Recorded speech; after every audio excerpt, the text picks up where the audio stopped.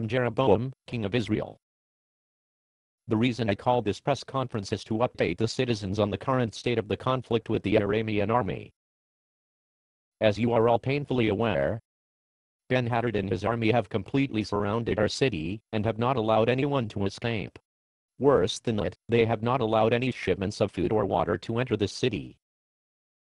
As a result, our citizens have been dying of starvation by the hundreds. So I'm here to report that I have asked my advisors to formulate a plan of surrender to the enemy. Your Majesty, isn't this a little premature? Premature? Are you aware that our citizens are so desperate for food that they have taken to eating their own children?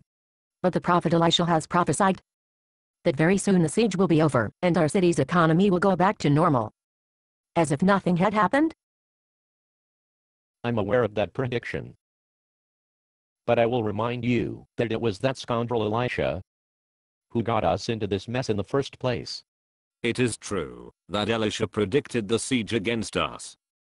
And he even predicted that our citizens would become so desperate that they would begin eating their own children.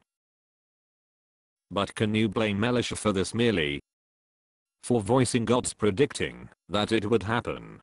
That scoundrel has done nothing but oppose me since I became king. Isn't it true that the reason why the Lord God has ceased to protect your kingdom is because of your refusal to tear down the shrines and worship places for foreign gods? By maintaining the shrines and places of worship to foreign gods, I'm merely keeping my options open. You can't put all your eggs in one basket, you know.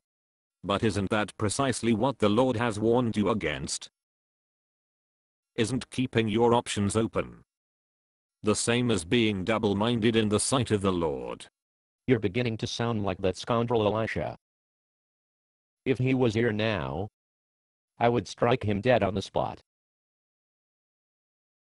Your Majesty, I just came from the city gate, where it has been reported that the Aramean army has withdrawn. Is that true? That report came from a group of beggars who deserted us. I'm not sure we can rely on the word of some deserters. But if it's true, Elisha's prediction of a return to normalcy could become a reality. I'm not saying that I have completely discounted the report.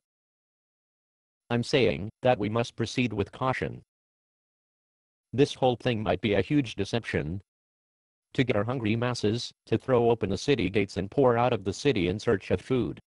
But the reports from the beggars were quite detailed. They said that the Aramean army not only withdrew, but that they withdrew in a panic, leaving behind their tents and their weapons, their food, even their horses and wagons. I'm aware of the reports. And I have sent the captain of my palace guard to the city gate to interrogate the beggars.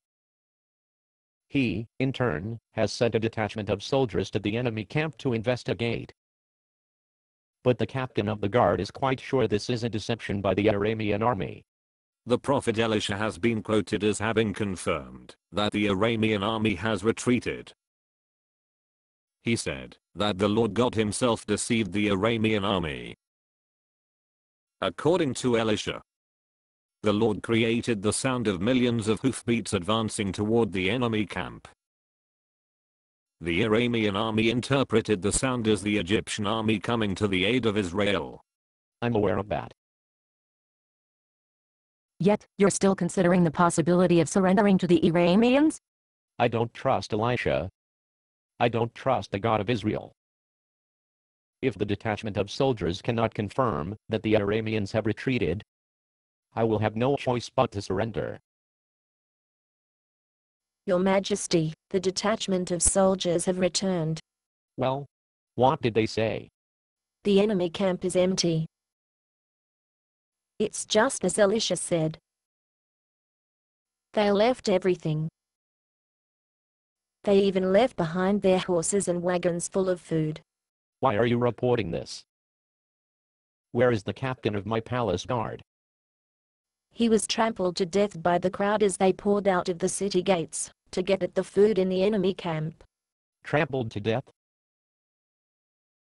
Yes, just as the prophet Elisha predicted. You mean Elisha predicted that the captain of my palace guard would be trampled to death? Yes, he did.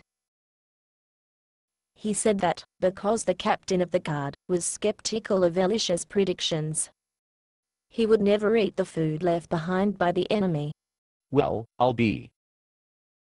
Maybe the God of Israel can be trusted after all. Ladies and gentlemen of the press, ignore my comments about surrendering. Let's go get some food. Based on a play by Bob Snook. Conditions for use. Do not sell any part of this script, even if you rewrite it. Pay no royalties, even if you make money from performances.